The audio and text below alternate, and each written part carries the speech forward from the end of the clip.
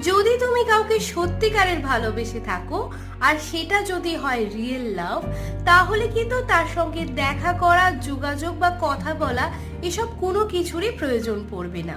তোমার মনে পড়ে যাবে তোমাদের দুজনের মধ্যে কাটানো একটা সুন্দর মুহূর্তের কথা। যদি সেটাও না থেকে থাকে, তাহলে মনে পড়ে যাবে তার পছন্দের ফুল, নয়তোবা পছন্দের কোনো স্থান, কিংবা মনে পড়ে যাবে কোনো গানের লাইন যেটা তার খুব প্রিয় ছিল, যে গানটা তুমি ইউটিউবে শুনলে তোমারও তার কথা বারে বারে মনে পড়ে যাবে আর অনুভব করতে পারবে তাকে। এর মাধ্যমে হয়তো একগাল হাসি তোমার মনের মধ্যে, তোমার মুখের মধ্যে ছড়িয়ে পড়বে। এভাবেই তো ভালোবাসা হয়ে থাকে, যেখানে প্রাপ্তি নেই, শুধুই আছে অগাধ ভালোবাসা, যেখানে দেখা সাক্ষাৎ নেই, কোনো চাহিদা নেই, নেই কোনো চাওয়া পাওয়া, আছে শুধু নিঃস্বার্থ ভালোবাসা। একেই হয়তো ভালোবাসা বলে।